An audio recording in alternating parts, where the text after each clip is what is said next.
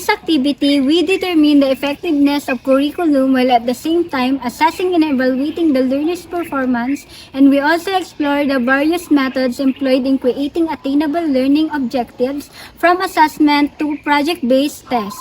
Additionally, we unravel the layers of comprehensive learning assessment by understanding the process of evaluating knowledge, skill development, and the critical thinking of the learner.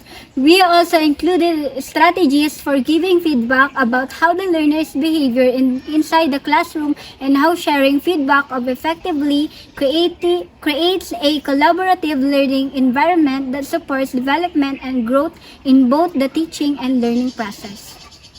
In the discipline of education, the formulation of evaluations is essential to determining how well students comprehend and apply the subjects that they are studying.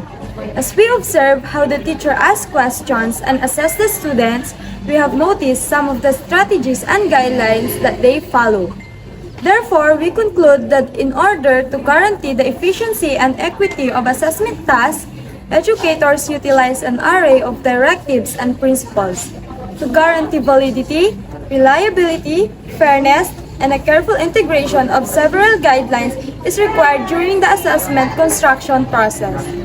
The art of asking effective questions extends beyond creating test questions.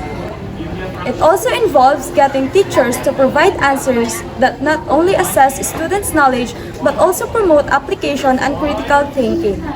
Teachers can help ensure that tests accurately reflects students' learning while encouraging a more in-depth and comprehensive comprehension of the subject matter by carefully considering these principles. Evaluating learning is necessary for several reasons. First, to determine the effectiveness of learning experiences and ensure learners acquire the necessary knowledge and skills. Second, to measure the outcomes of learning programs, courses, or interventions to demonstrate their value to stakeholders. Third, to identify areas where learners may be struggling or where learning programs could be improved, enabling targeted interventions or remedial activities. Fourth, to provide evidence-based information for informed decision-making about learning programs, resources, and strategies. And last, to promote accountability by ensuring learning programs meet their intended goals and deliver value to learners and stakeholders, building trust and credibility with the wider community. In summary, evaluating learning is important because it helps to ensure effectiveness, measure outcomes, identify areas for improvement, inform decision-making, and promote accountability for learning programs, courses, or interventions. Traditional assessment tools like multiple-choice exams, fill-in-the-blank tests, and short-answer quizzes have been widely used in education for a long time. However, they mainly focus on measuring memorization and recall of factual information instead of higher-order thinking skills. Authentic assessment tasks such as projects, presentations, discussions, and performances are designed to measure a student's ability to apply knowledge and skills in real-world context and require critical thinking, problem-solving, and analysis skills. While these tasks can be challenging to construct and score accurately, guidelines on test construction should be followed to ensure effective use of both traditional and authentic assessment tools in educational settings. These guidelines include clearly defining learning objectives, selecting appropriate assessment methods based on learning objectives and the type of knowledge or skills being assessed, providing clear instruction, ensuring reliability and validity, providing feedback that is constructive, specific, and actionable, and ensuring accessibility for all students by providing necessary materials and resources. By following these guidelines, educators can ensure that both traditional and authentic assessment tools are used accurately and fairly to measure student learning. The Department of Education in the Philippines requires regular reporting of grades to parents through progress reports and report cards. A progress report shows a student's academic performance at a specific point in time, including grades for each subject and feedback from the teacher on academic progress and behavior. The report card shows a student's final grades for each subject at the end of the semester or term, along with the comments of the teacher about the academic performance and behavior during that period.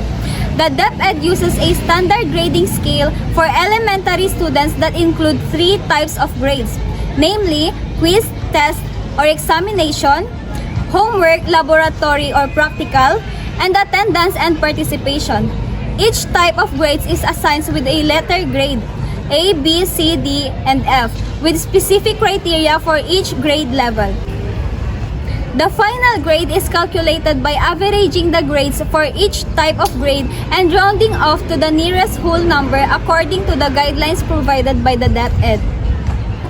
The DepEd's grading policy for elementary students in the Philippines involves 3 types of grades: quiz or test, examination, homework or laboratory or practical, and attendance and participation.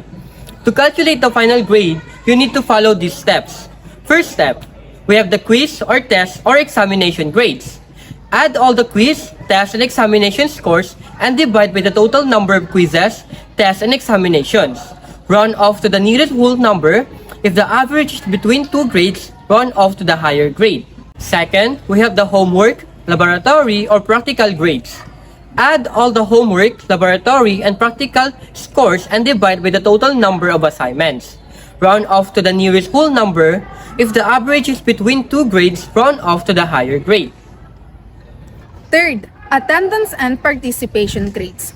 Calculate the percentage of attendance and participation based on the total number of classes held during the semester or term. Round off to the nearest whole number. If the percentage is between 2 grades, round off to the higher grade. Fourth, final grade.